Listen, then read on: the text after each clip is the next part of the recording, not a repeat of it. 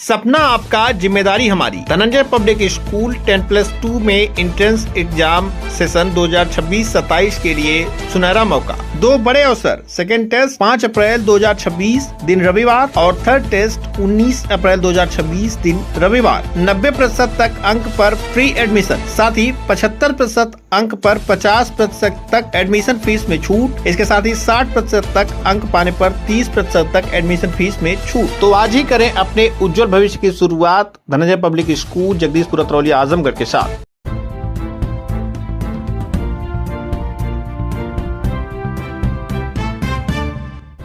नमस्कार, आप देख रहे हैं तेज न्यूज। मैं हूं आपके साथ विनोद राजभर। आइए शुरू करते हैं खबरों का सिलसिला। फर्जी खतौनी से 35 लाख की जमीन ठगी का पर्दाफाश, मास्टरमाइंड समेत 4 गिरफ्तार।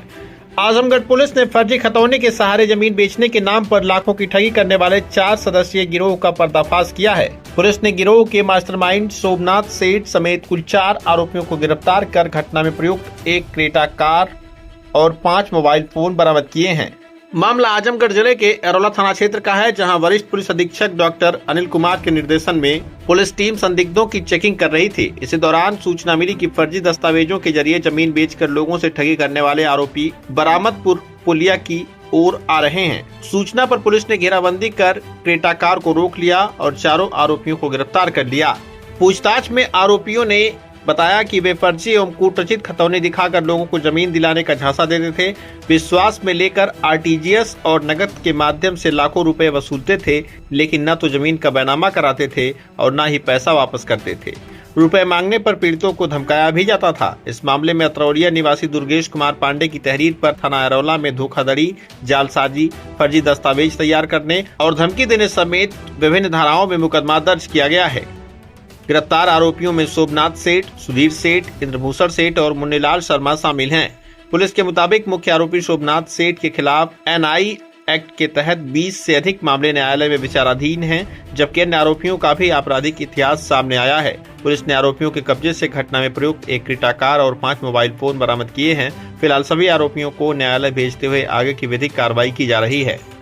थाना एरोला की पुलिस को एक बड़ी सफलता मिली है और एक 4 सदस्यीय गिरोह का पर्दाफाश किया गया है। इनके द्वारा कई सारे ऐसी घटनाएं की गई हैं जिसमें फर्जी खतौनी के आधार पर लोगों के साथ धोखाधड़ी की गई है। आम जनमानस को यह विश्वास दिलाकर कि हम आपको अच्छी ज़मीन दिलवाएंगे, इसी आधार पर उन्होंने फर्जी खतौनी दी और उस पर काफ़ी पैसे की वसूली की है और इसके आधार पर इनके मुकदमा दर्ज किया गया था। उसके बाद इनकी गिरफ्तारी की गई है। इनके पास से क्रेटा गाड़ी और मोबाइल फ़ोन बरामद किए गए हैं। जब इनका आपराधिक इतिहास का अवलोकन किया गया तो इन्होंने पूर्व में भी 4 से 5 घटनाएं इनके द्वारा की गई हैं। इसके अलावा जो इसका गिरोह का जो सरगना है सोमनाथ सेठ, उसके ऊपर 20 से अधिक एनआई एक्ट के मुकदमे भी कोर्ट में प्रचलित हैं। इसके द्वारा जो पूछताछ में बताया गया कि ये लोगों के साथ धोखाधड़ी करता था, कि उनको विश्वास दिलाता था कि हम अच्छी ज़मीन दे देंगे और पैसा ले लेता था और उसके बाद उनको चेक दे देता था, उनको विश्वास दिलाने के लिए कि हाँ जो है आपका अगर ज़मीन नहीं दिला पाए तो पैसा आपका वापस हो जाएगा। लेकिन वो सारे चेक बाउंस हो जाते थे और उसके बाद लोग कोर्ट में जाकर चेक बाउंस के मुकदमे करते थे। कई सालों से चेक बाउंस के मुकदमे उनके प्रचलित हैं, उनमें भी कई में ये हाजिर नहीं होता था और भगा रहता था।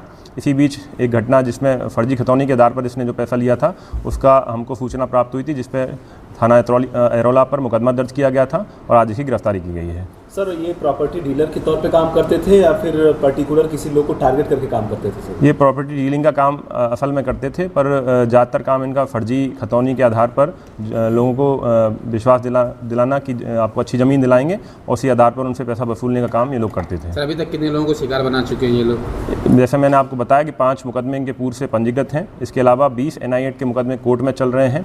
अब जब ये सूचना लोगों तक पहुँचेगी तो हो सकता है और भी पीड़ित इसके हमारे पास आएँ और उनका भी मुकदमा दर्ज करके नियमानुसार कार्रवाई की जाएगी। सर, ऐसे लोगों को रोकने के लिए क्या अगला कदम आप लोग का रहेगा, जो 4 मुकदमा होने के बावजूद भी ये लोग इस तरीके से काम कर रहे हैं? देखिए, सबसे prevention is better than cure.